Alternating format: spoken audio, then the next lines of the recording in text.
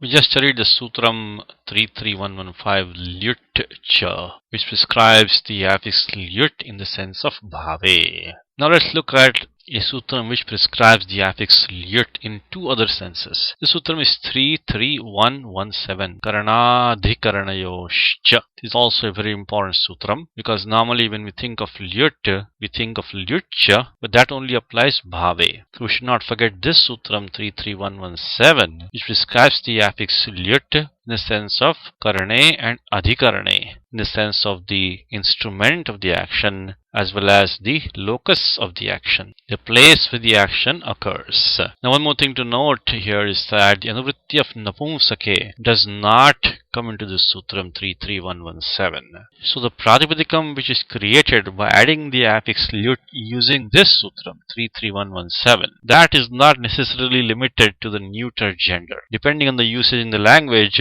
it may be used in other genders also. We see some examples shortly, but before that let us take a look at the vritti and the meaning of the sutram again. The vritti simply says Lyut syat, and the vritti of Lyut coming down of course from 33115 Lyut cha. Meaning is very simple. The affix Lyut may be used following a verbal root to denote the instrument which is the karanam or the locus of the action, the adhikaranam. Please note that the anuvritti of karanadhikaranayoho runs down from this Sutram 33117 all the way down to 33125. Let's take an example here in the sense of Kरणय. Let's take the famous example Uyyate neneti vahanam. Uyyate anena iti vahanam. That by which something or someone is carried. Derived from the verbal root vah, which is vaha prapane from the vhadigana. So vahanam, a vehicle, is an instrument for carrying.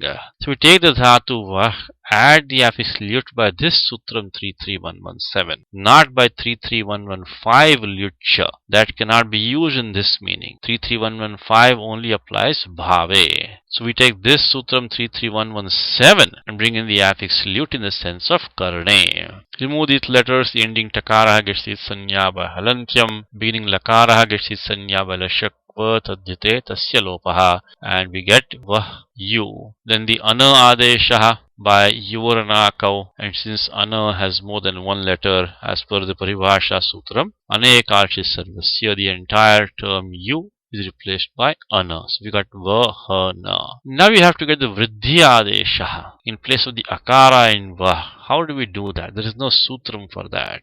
But Panini himself has used the word vahanam in the sutram 848. Vahanam mahitat. So the fact that Panini himself has used the form vahanam tells us that in this particular form we have to do a vriddhi adesha in place of the akara of the verbal root and get the form vah plus ana. So the authority for this vriddhi adesha is simply the nipatanam, the ready-made form given by Panini in the Sutram 848, Vahanam Mahitat. So we do the vriddhi adesha in place of the akara of vah. We bring in the akara and we get the form Vahana, which gets the pratipadika sanya by krit taditha samasascha. This is used napumsakalinge. Doesn't have to be, but that's the usage in the language. And now let's take an example in the sense of adhikarane and also a pratipadikam which is used in the feminine gender in the language. Let's take the example Dhyate asyam iti dhani.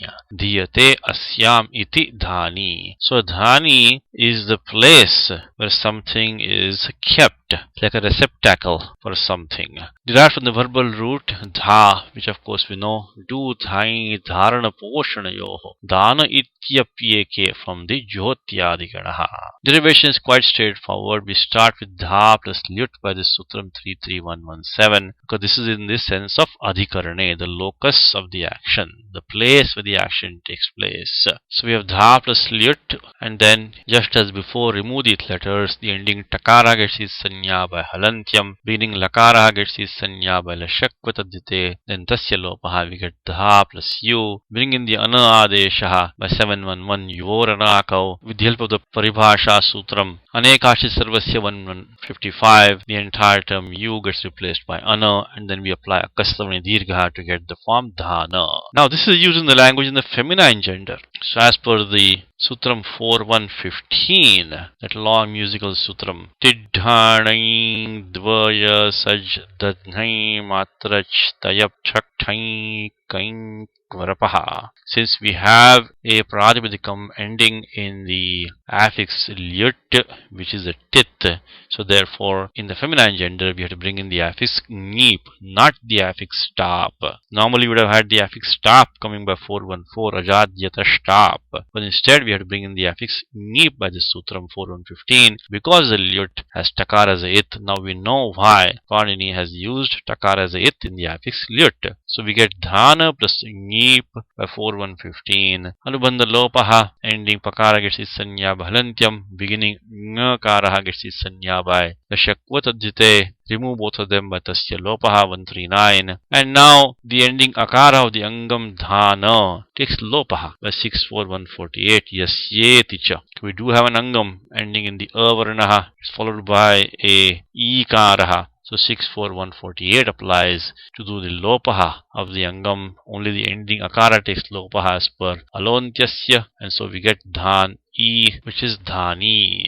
Now we can form a compound like rajnyo dhani equals rajdhani. So rajdhani means the place where the king stays, where the king is kept.